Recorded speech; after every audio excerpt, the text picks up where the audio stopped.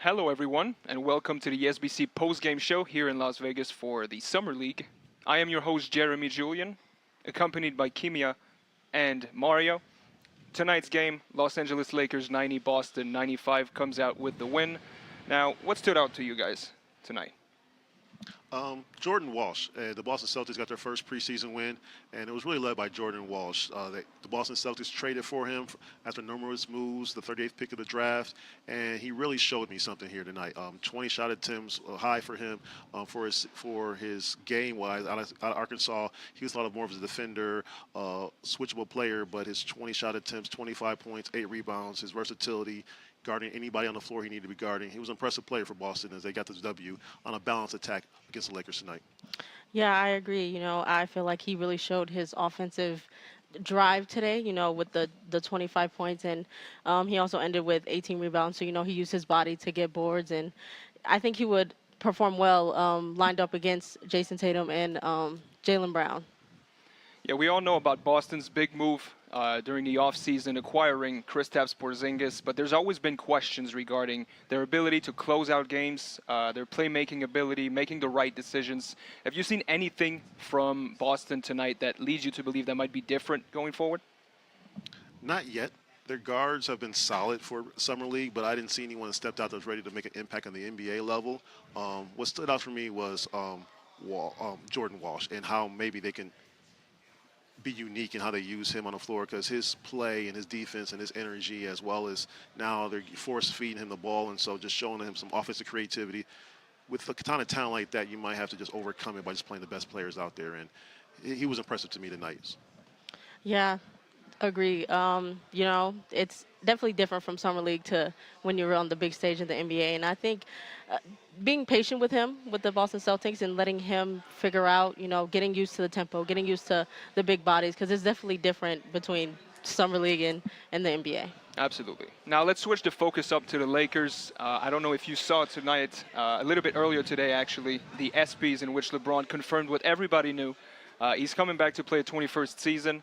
I don't think it was a surprise for anyone. That being said, he's closer to the end than the beginning. That's no question. And there's always been a constant theme with LeBron-led teams in terms of him leaving the team and then them being completely depleted and going either into restructuring or flat-out rebuilding. The question is now, is that going to be something similar for the Lakers' life post-LeBron, or is there going to be anything different? Go first.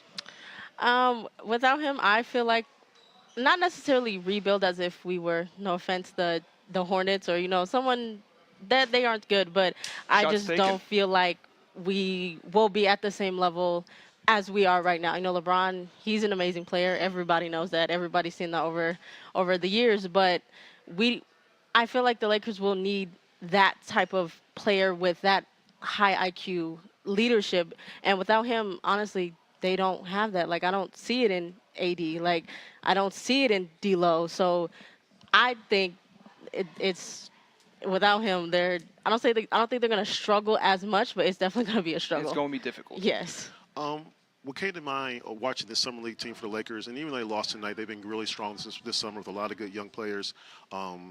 Max Christie has taken the next leap in his Absolutely. development. Kid out of Michigan State who's really shown his worth. I'm going to his second year. I think he's really making it ready to make an impact. Hood Shafino has been good for them. The rookie they took out of another Big Ten kid. It was a Big Ten Player of the Year. They've had some nice young pieces that's been playing well. Castleton has been impressive to me. As an undrafted player, big guy inside, he can handle the ball well and pass well. It reminds me of the 2017 team. They're not as a high-end talent, but Lakers had a summer league team there that ended up with 7 or 8 future NBA players, highlighted by Brandon Ingram, Lonzo Ball, Kyle Kuzma, and like. This might not be to the level, but I think the Lakers have nice young players on their team as they've shown in the summer league. Christie put on a great show tonight. He had 24 tonight, and he was making shots from all 3 levels.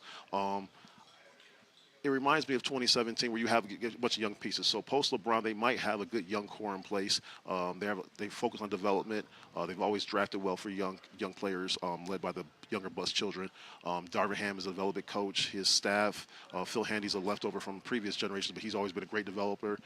Darvin Ham's assistant coach are all cross-trained in that they work with the players as well as coach. So no organization can withstand losing LeBron James, and so everybody's going to take a step back. I mean, he's an icon for a reason, but I do think LA can balance it more so than most previous teams are because they've shown they've been in the conference finals. They've had success with a younger squad. So it might give Lakers fans some confidence post LeBron. But the big news was at the SBs tonight. He's coming back, and so they get a chance to make another run. Definitely. And look, every time the Celtics and the Lakers face off, it's obvious one of the greatest rivalries in the history of sports. The real question is, they both made the Eastern Conference Finals for the Celtics. They made the Western Conference Finals for the Lakers. The million-dollar question: who gets the 18th title? Who captures that title? Well, I'm a little biased because I am a Laker fan, so I of course want to pick the Lakers. And I truly think we can win it next season because we added a couple players. Re-signed D'Lo. LeBron's coming back. The only thing I am, I guess, a little on edge about is health-wise, and particularly AD, because he can roll an ankle and be out for 8 weeks, and I feel like that's a major problem because he is not only one of the biggest players on the floor, but he is also that shot blocker that we need. And no disrespect to Jason Hayes, but he's not there yet. I would say physically, and also playing with the Lakers, like it's a higher standard that you have to have when playing on the Lakers. And again, as the Laker fans, we have that. We want to win, and that's what this organization is about. So we expect players to, basically be perfect. So It's a tough league. I mean, both teams were in the conference finals last year. They both had impressive playoff runs. There's probably, in my opinion, about 20 teams that have legit playoff runs capability into them. And the difference between these teams are about 1 to 2 players. And a sprained ankle here, an injury there, or a trade there can shift the entire balance.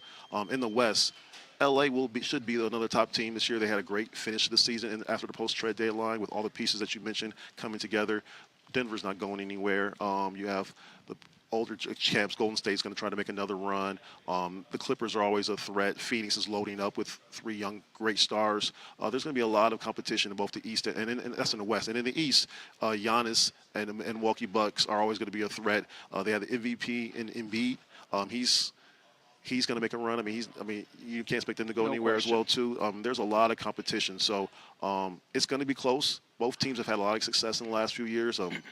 Boston, the last 7 years under Tatum and Brown, they've been knocking on the door at a championship under 3 different coaches, so you can't rule them out. LeBron and AD as generational players, they're going to be a threat, so it's going to be close. I can't wait to see what turns out. I'm so excited. Yes. Well, this is it for our show tonight.